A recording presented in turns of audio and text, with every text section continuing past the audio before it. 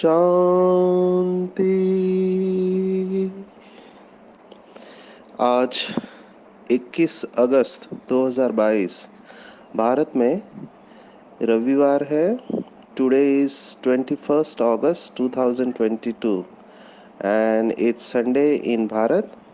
आज की मुरली का जादुई रहस्य स्वयं को प्रेरणा देने के लिए magical secrets of today's Murli for motivating the self.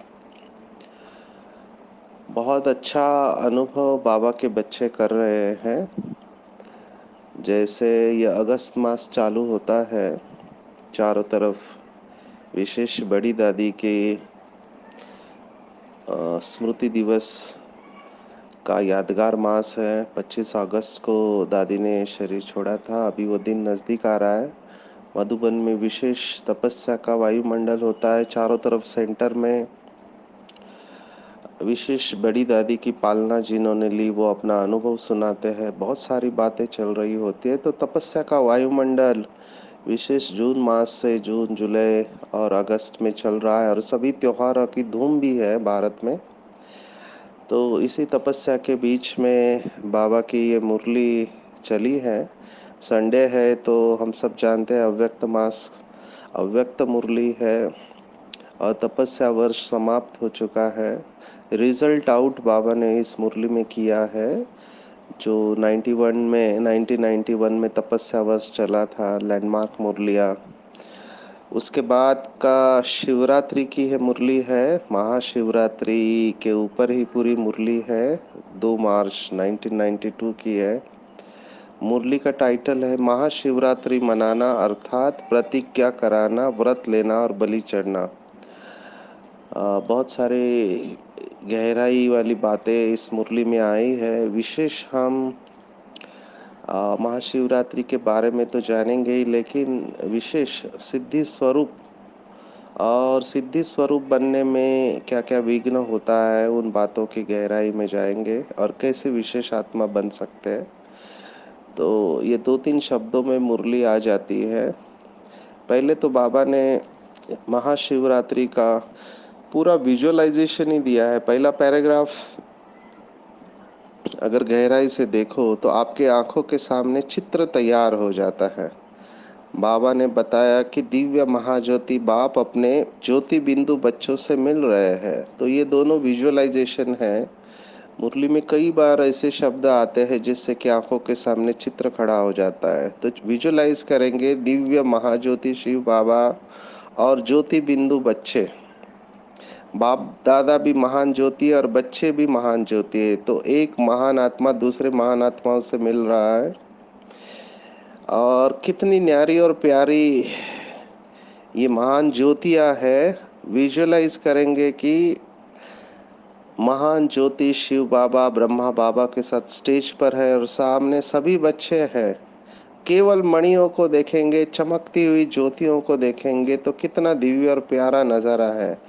ये रूहानी सितारों का संगठन है। चारों तरफ सितारे सितारे चमक रहे हैं। ये रूहानी ज्योतिर्मय सितारों का मंडल अलौकिक और बहुत सुंदर है, ऐसे स्वयं भगवान कह रहा है। आप सोचो, जिसका भक्ति मार्ग में यादगार है शिव के साथ शालिग्रामों की पूजा जो करते हैं, आपने कभी देखा होगा तो शिव की बीच में लिंग होता है, शिवलिंग, और उसके चारों तरफ शालिग्राम रखते हैं।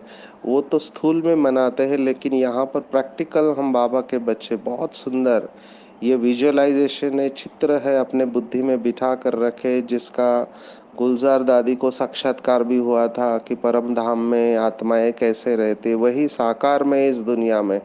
ये बहुत ही अद्भुत अद्भुत दृश्य है। अगर आपकी बुद्धि स्वच्छ है, पवित्र है, तो आप इस दृश्य को अपने बुद्धि से देखेंगे और अनुभव करेंगे। ये जो महान ज्योति का महान ज्योतियों से मिलन है, यही महाशिवरात्रि है। कितना सुंदर, कितना अच्छा विजुअलाइजेशन। लास्ट में जब हम सब आत्माएं शरीर छोड़कर वापस अपने घर जाएंगे तो बाबा जैसे कहता है कि मधुमक्खी के पीछे, है ना, मुख्य रानी होते उसके पीछे सभी मक्खियाँ भाग कर चली जाती है। मच्छरों के झुंड के समान आप ये चित्र और भी देखेंगे कि शिव बाबा आगे है और उनकी बारात और साथी, बाराती और साथी सभी जा रहे हैं उस महाज्योति के साथ उड़कर इस साकार दुनिया से वापिस परम धाम में जा रहे हैं। विजुअलाइज करेंगे हम बाबा के सामने बैठे हैं और बाबा सबको दृष्टि दे रहा है और बाबा ने ऑर्डर किया, चलो बच्चे बहुत हो चुका 5000 साल का ड्रामा, अभी हमको वापस सबको इन शरीरों को छोड़ के अपने घर जाना है। मैं तुम्हारा माता पिता, मैं तुम बच्चों को लेने के लिए आया हूँ। तुम्हारी जन्म जन्मांतर की मुक्ति और जीवन मुक्ति की आशा अभी पूर्ण हो रही है, चलो मेरे साथ उड़ो। और ऐसे ही उड़ो कहते ही हम सभी आत्माएं बाबा के साथ शरीर छोड़ रहे हैं और परम धाम की ओर जा रहे हैं। और परम धाम में सभी आत्माओं ने, चमकीली ज्योतियों ने अपना अपना स्थान ग्रहण कर लिया है। देखो उस सुंदर परम धाम में अपने दृश्य को कि माँ बाप शिव बाबा अपने सभी बच्चों को गोद में लिए हुए बैठे और सभी आत्माएं अपने अपने स्थान पर स्थित है। कितना मनोहारी, सुंदर, कल्याणकारी, अलौकिक और दिव्य नज़ारा है। तो ये विजुअलाइजेशन है। बार बार इस चित्र को अपने बुद्धि के पटल पर चित्रांकित करेंगे ताकि ये पक्का हो जाए और इसी का यादगार फिर भक्ति मार्ग में चलेगा। तो महाशिवरात्रि 3 विशेषता बाबा ने बताए। एक है प्रतिज्ञा करना, दूसरा व्रत लेना और तीसरा बलि चढ़ना। प्रतिज्ञा प्रतिज्ञा अभी ये 56वीं महाशिवरात्रि थी, अभी तो 86 हो गए। आप सोचो, माना 30 साल पहले ये मुरली चली है तो उस वक्त की महाशिवरात्रि है। तो उस समय 56 प्रतिज्ञाएं ली थी बाबा के बच्चों ने। उसकी लिस्ट भी आपको मिल सकती है, अगर कहीं से ढूंढ के निकालो तो मिल जाएगी। तो ये सब प्रतिज्ञाएं बाबा को बहुत अच्छी लगी। बाबा ने कहा जैसे प्रतिज्ञा लेते हैं तो स्मृति को शक्तिशाली बनाते हैं और भगवान के आगे प्रतिज्ञा ली तो वो पक्की हो जाती है। सिर्फ उसमें हिम्मत और दृढ़ता रखनी है। हिम्मत है बच्चे, मदद है बाप। जो भी हम वायदा करते हैं शिव बाबा से, बाबा ने कहा जो भगवान से वायदा करते हैं कमजोरियों का लुटाने का या कमजोरियां छोड़ने का, अभी जैसे भट्टियां चलती है तो सभी भट्टियों में एक बेसिक कॉमन पॉइंट होती है कि कमजोरियां छोड़ने का चिट्ठी लिख के देते हैं, बाबा से वायदा करते हैं और विशेषता धारण करके जाते हैं।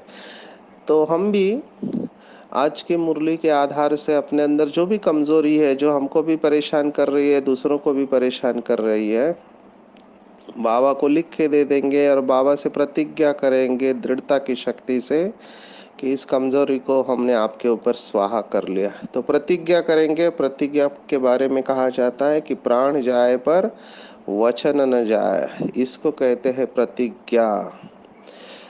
तो प्रतिज्ञा पवित्रता की है। सबसे मुख्य प्रतिज्ञा हर क्षण, हर संकल्प, हर सेकंड श्रीमत पर चलने की प्रतिज्ञा। दूसरा है व्रत लेते हैं, तो वो तो खाने पीने का व्रत लेते हैं, एक दिन के लिए शुद्ध भोजन स्वीकार करते हैं। लेकिन हमारा तो आजीवन व्रत है, जब तक है तब तक व्रत में रहना है।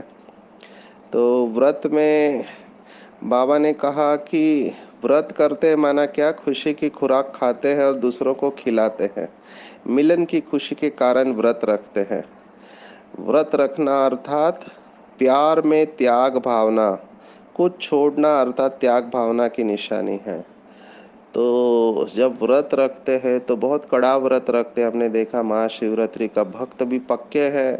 हम लोग आजीवन पवित्रता का व्रत धारण करते हैं, तो वो एक दिन के लिए या कुछ दिनों के लिए पवित्रता का और शुद्धि का व्रत धारण करते हैं। तो बाबा ने एक मुरली में कहा था, भक्तों ने कॉपी भी किया है तो बहुत अच्छी तरह से कॉपी किया है।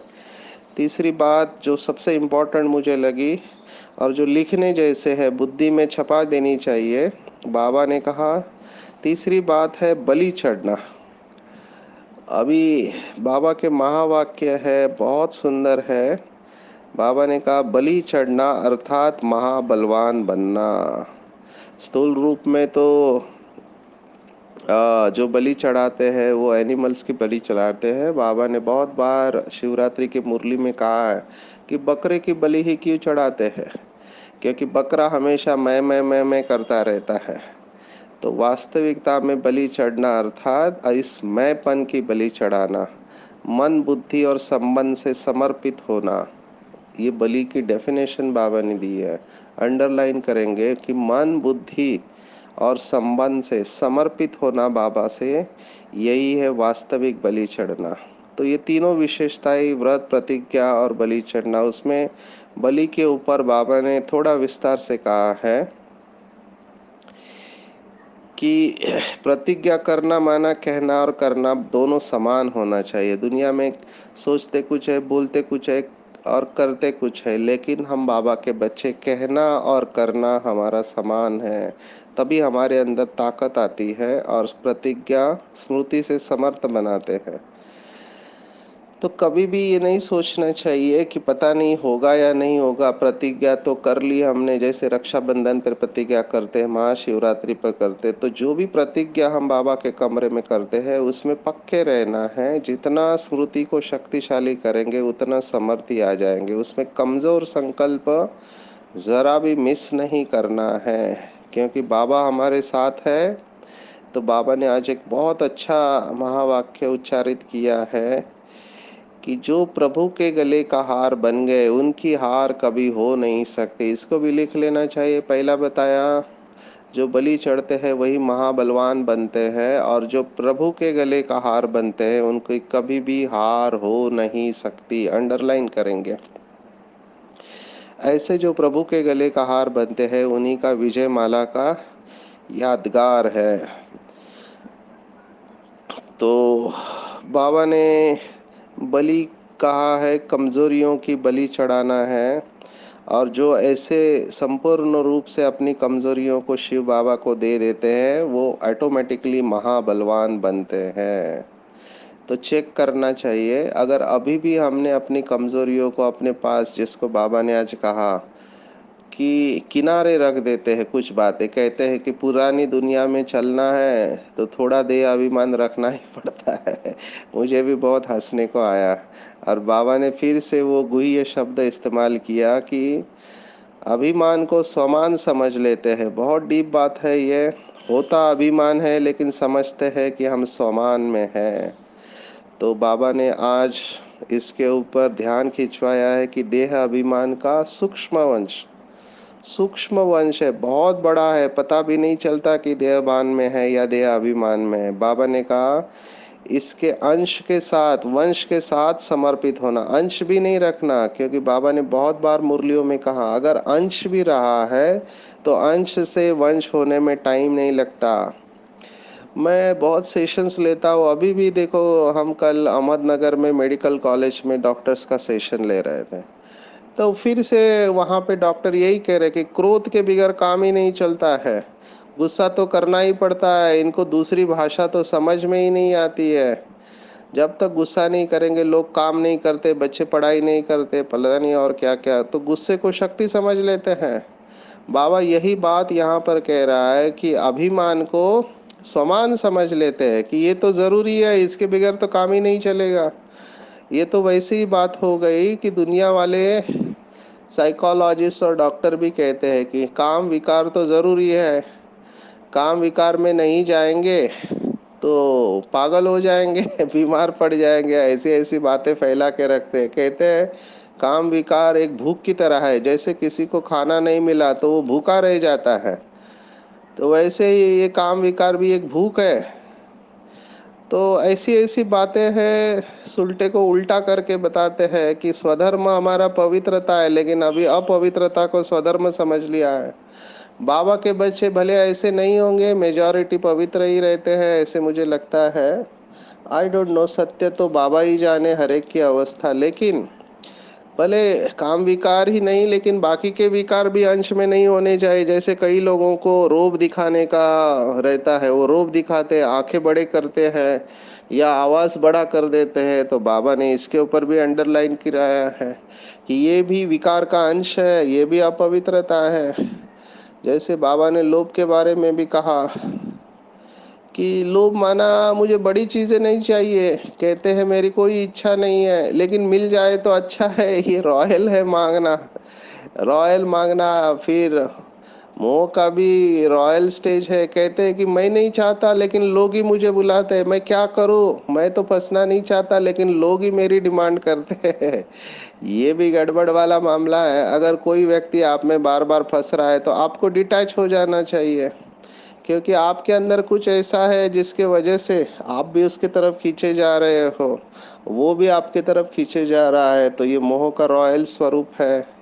तो हमने ऐसे ही देखा, काम क्रोध लोभ मोह अहंकार की तो बात ही मत पूछो। अहंकार इतना सूक्ष्म है कि जिसके अंदर अहंकार होता है उसको ही पता नहीं चलता है कि उसके अंदर अहंकार है। ये इसकी सबसे बड़ी ख्याति है। इसलिए कहा विकारों के सूक्ष्म रूप को पहचानना है। कहते हैं थोड़ा अकड़ के तो चलना ही पड़ता है, थोड़ी अपनी दिखानी ही पड़ती है, ऐसी ऐसी भाषा इस्तेमाल करते हैं। मुझे तो बहुत वंडर लगा, हमारे इधर एक आत्मा ने, अभी वो बिल्डिंग में रहते हैं, हम समझ सकते हैं झोपड़पट्टी में रहने वाले की भाषा अलग होती है। सफ़ेद बैच, सफ़ेद ड्रेस बैच लगाया है।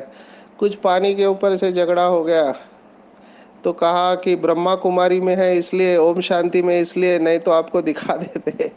मुझे तो इतना हंसने को आया। मैंने कहा ये भी बोलने की जरूरत नहीं है, आपको बिल्कुल चुप हो जाना चाहिए, क्योंकि आप सफेद ड्रेस बैच में है तो पूरी दुनिया आपको देख रही है। तो कई बार हमको ही नहीं पता चलता है कि हमारे ऊपर माया का वार हो रहा होता है। हम कौन सी भाषा इस्तेमाल करते हैं, क्या बॉडी लैंग्वेज होता है, बाबा ने सब इसके ऊपर अटेंशन खिंचवाया है। तो समझदार को इशारा काफी होता है। महाशिवरात्रि अर्थात संपूर्ण पवित्रता का व्रत लेना। आज बाबा ने डीप बात बताई है, मुझे बहुत अच्छी लगी, कि निराशा और अभिमान, इनमें दोलायमान अवस्था होती है। आपको थोड़ा साइकियाट्री के बारे में बता दें। मानसिक बीमारियों में एक बीमारी है आजकल हम देख रहे हैं जिसका नाम है बायपोलर डिसऑर्डर। बाय माना दो, पोलर माना दो पोल होते हैं, दो छोर होते हैं। तो इन आत्माओं की अवस्था बड़ी विचित्र होती है। कभी देखो तो इनके जैसा खुश कोई नहीं, माना अत्यधिक खुशी में जाएंगे ये आत्माएं और अत्यधिक दुखी भी हो जाएंगे। तो अत्यधिक खुशी और अत्यधिक दुखी, अत्यधिक निराशा, तो ये दोनों ओर ये लोग जैसे फुटबॉल होता है उस तरह से जाते रहते, कभी इस ओर कभी उस ओर। तो ये मानसिक बीमारी है और इसके लिए, इसको लिए हम मूड स्टेबलाइजर दवाई देते हैं और उसमें भी ठीक होने के चांसेस नहीं, बड़ी बीमारी बोलते हैं ये। तो ऐसी ऐसी बीमारियां इस समय हम देख रहे हैं। चिंता की बीमारी की तो बात ही मत पूछो, कितने सारे केसेस मेरे पास आते हैं चिंता की बीमारी के। क्या क्या एक एक नाम है यहाँ पे। ओसीडी की बीमारी, ऑब्सेसिव कंपल्सिव डिसऑर्डर की मानसिक बीमारी, कितना तकलीफ है। मैं ये देख रहा हूँ कि आत्मा अपनी शक्ति गवा चुकी है, उसको थोड़ी भी बात सहन नहीं होती है। आज जैसे बाबा ने कहा ना, अभिमान वाले को अपमान की फीलिंग आएगी। जितना जितना जो अभिमान में होगा उतना उतना उसे अपमान की फीलिंग आएगी। तो ये निराशा और अभिमान की दोलायमान स्थिति है, कभी निराशा तो कभी अपमान। तो बाबा ने कहा अगर आपने अपने मन के अंदर निराशा को कुछ सेकंड व मिनट भी स्थान दे दिया तो वो सहज जाने वाली नहीं है, क्योंकि उसे भी ब्राह्मण आत्माओं के पास मजा आता है। इसलिए बाबा ने कहा कभी निराश भी नहीं बनो और अभिमान भी नहीं आओ, कि निराशा एक छोर है तो दूसरा छोर अभिमान है। और ये दोनों बाबा ने कहा महाबलवान बनने नहीं देते हैं। तो चेक करना चाहिए कि मेरे अंदर अभिमान और निराशा, इसमें कौन से छोर के ऊपर मैं ज्यादा रहता हूँ या मैं बीच में रहता हूँ। बीच में रहना माना, बाबा ने कहा निर्माण बन नव निर्माण करना, दो शब्द है, निर्माण चित्त और नव निर्माण। दोनों अलग है, एक में नल में का न है, एक में बाण में का न है। तो निर्माण चित्त माना बहुत नम्रता का गुण धारण करना है और नव निर्माण करना है। तो ना अभिमान में आना है ना निराश होना है। मैं देख रहा हूँ या दो में से एक ही अवस्था रहती है। जब भी डिस्टर्ब होते हैं या तो निराश हो जाते हैं, मेरा ड्रामा में पार्टी नहीं है, पता नहीं मेरे संस्कार बदलेंगे ही नहीं, पता नहीं मेरा कर्म बंधन कटेगा नहीं, पता नहीं ये बीमारी कब जाएगी, कि बीमारी के साथ ही मैं जाऊंगा, जीवन में खुशी ही नहीं है, पता नहीं क्या होगा, ये पता नहीं का गीत गाते रहते हैं। तो निराश हो जाते हैं। और अभिमान वाले की बात ही मत पूछो, वो तो अलग ही तरीका है। अभिमान वाला अकड़ के चलेगा, अपने आप को क्या समझेगा पता नहीं, हमेशा अपने आप को सिद्ध करने में लेगा, कैसे मैं सही हूँ और बाकी सब गलत है, दूसरों की गलतियां निकालता रहेगा। कितने सारे ये विकार है, पता ही नहीं चलता कि कैसे बीमारी लग गई है। इसलिए बहुत बहुत अंतर्मुखी बनकर इन विकारों के सूक्ष्म रूप को निकालना, यही महाशिवरात्रि बनाना है। तो बाबा ने कहा मनाना अर्थात बनना। महाशिवरात्रि माना व्रत, प्रतिज्ञा और बलि चढ़ना। उसमें बलि को फिर से हम अंडरलाइन करेंगे, और बाबा का महावाक्य कि जो बलि चढ़ते हैं वही महाबलवान बनते हैं, जिसको बाबा कहता है मास्टर सर्वशक्तिवान या महाशक्तिशाली। तो महाबलवान अर्थात बलि चढ़ना। तो चेक करेंगे क्या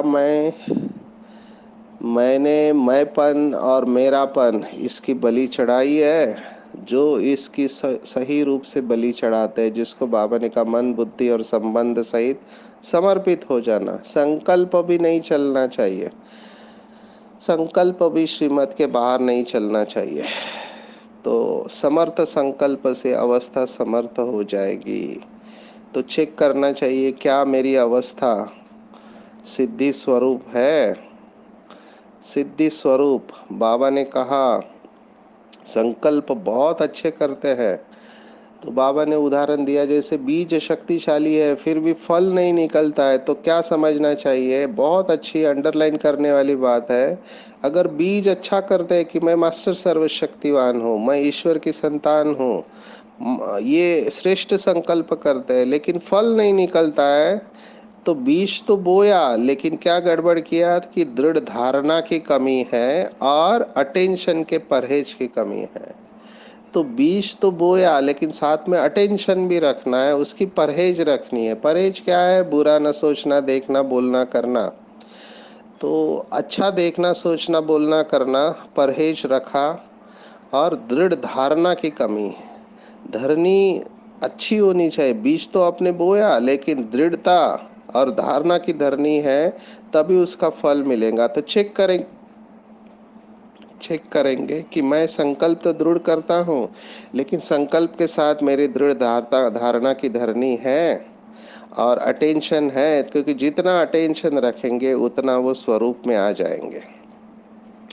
इसलिए सिद्धि स्वरूप बनना है। सिद्धि स्वरूप माना आपने सोचा और हुआ, आप जो संकल्प करेंगे वो पूरा हो जाता है, इसको कहते हैं सिद्धि स्वरूप।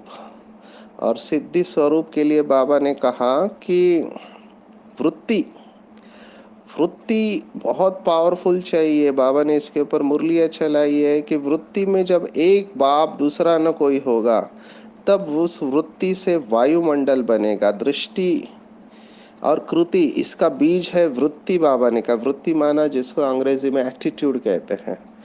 तो वृत्ति में जो संकल्प चलता है मन के अंदर, जितना उसमें बाप दादा की याद रहेगी, है ना, बाबा के साथ वृत्ति हमारी रहेगी, उतना उस शक्तिशाली वृत्ति से वायुमंडल भी वैसे बनेगा और हमारे संकल्प सिद्ध हो जाएंगे।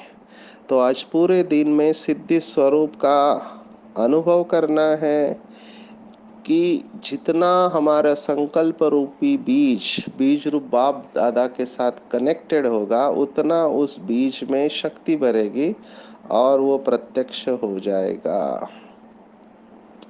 आज विशेष बाबा ने कहा है कि हमारे संस्कार ऐसे बन जाए जैसे विशेषता के, हर एक के मुख से मन से यही निकले कि ये आत्मा विशेष है। एक मुरली में तो बाबा ने कहा था ये संगम युग का नाम ही है विशेषताओं का युग, क्योंकि इस संगम युग पर भगवान अपने बच्चों में सभी विशेषताएं भर देता है। इतनी विशेषताएं भरता है कि वो विशेषताएं बच्चों को पूरे कल्प में काम में आती है। तो बाबा ने कहा जैसे किसकी नेचर होती है कि स्वतः ही अपना काम करती है, सोचना करना नहीं पड़ता है। कई लोग बोलते हैं ना, क्या करे मेरा नेचर ही ऐसा है, गुस्सा करना नहीं पड़ता है, आ जाता है। बाबा ने इसके ऊपर मुरली चलाई है, बहुत सुंदर मुरली। बाबा ने उसमें कहा कि जो बच्चे कहते हैं क्या करूं, मेरा संस्कार ही ऐसा है, मेरी नेचर ही ऐसे है, तो बाबा ने जवाब दिया कि संस्कार बना कैसे, बनाने से बनाना। तो बहुत काल का अभ्यास किया तब संस्कार बना। तो जैसे रावण का संस्कार बनाया वैसे राम का संस्कार भी बनाओ। ये मत कहो कि क्या करूं, गुस्सा करना मेरा नेचर है, रॉन्ग। अगर आप 10 बार कहते हो मुझे तो गुस्सा आता है, मुझे तो गुस्सा आता है, मुझे तो गुस्सा आता है, तो क्या होगा? आप जो संकल्प कर रहे हैं वैसी स्थिति बनेगी। इसके बजाय हमको ये कहना चाहिए कि पवित्र रहना मेरा संस्कार है, शांत रहना मेरा संस्कार है, दुआएं देना मेरा संस्कार है, हर आत्मा के प्रति शुभ भावना शुभ कामना रखना मेरा संस्कार है। तो बार बार आप ये करेंगे तो उससे भी आपका श्रेष्ठ संस्कार बन जाएगा। तो मास्टर रचयिता बन के, इसी को कहते हैं विशेष आत्मा बनना। तो विशेष आत्मा बनना माना अपने आप को बार बार ये अंदर रटना, बार बार अपने आप को याद दिलाना कि हर आत्मा के प्रति शुभ भावना शुभ कामना रखना ये मेरा संस्कार है। हर आत्मा को दुआएं देना ये मेरा संस्कार है। हर कठिन परिस्थिति में हिम्मत बच्चे मदद बाप से, इस स्मृति से, बाबा की मदद से परिस्थिति में विजय प्राप्त करना ये मेरा संस्कार है। इसी को कहते विशेषता का संस्कार धारण करना। तो बाबा ने आज कहा है कि साधारण कर्म पूरी तरह से समाप्त हो जाएंगे। That is the definition of marjiva. जहाँ पर भी मुरली में व्याख्या आती है उसको लिख लेना चाहिए। जैसे आज बलि चढ़ना की व्याख्या आ गई, बलि माना महाबलवान बनना। ऐसे मर्जीवा की व्याख्या आई है कि साधारण कर्म पूरी तरह से समाप्त हो जाए, साधारणता दिखाई नहीं दे, केवल श्रेष्ठता दिखाई दे। साधारणता से मर गए और विशेषता में जी रहे हैं, साधारणता से मर गए और विशेषता से जी रहे हैं।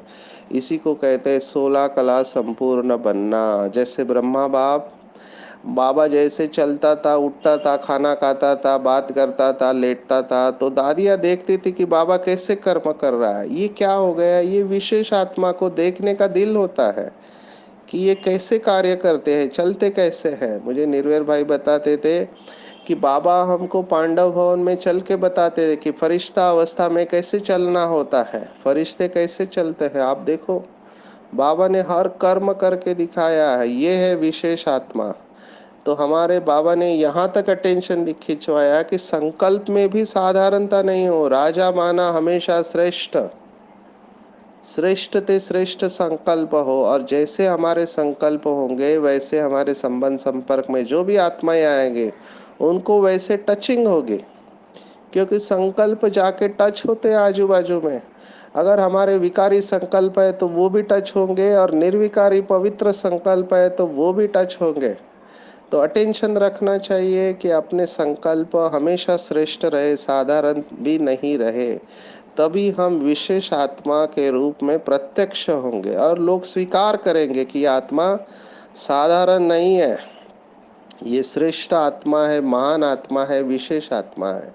लौकिक में भी कहते हैं कि जो भी समय बचा है उसे विशेष बनाइए, क्योंकि बाद में केवल अवशेष ही रहने वाले हैं। तो अवशेष बनने के पहले मन वचन कर्म समय श्वास संकल्प को विशेष बनाइए और विशेष आत्मा बन जाएंगे। और ऐसे आत्मा को समर्थ आत्मा कहते हैं। समर्थ आत्मा जो किसी न किसी विधि से व्यर्थ को समाप्त कर दे। तो हम सब समर्थ बाप के समर्थ बच्चे हैं, सर्वशक्तिवान के बच्चे, मास्टर सर्वशक्तिवान है। व्यर्थ की समाप्ति ही संपूर्ण पवित्रता है। तो आज महाशिवरात्रि के दिन फिर से बाबा से प्रतिज्ञा करेंगे, व्रत लेंगे और बाबा के ऊपर संपूर्ण बलि चढ़ेंगे, निराशा और अभिमान से स्वयं को मुक्त करेंगे और सिद्धि स्वरूप अवस्था का अनुभव करेंगे। अच्छा, ओ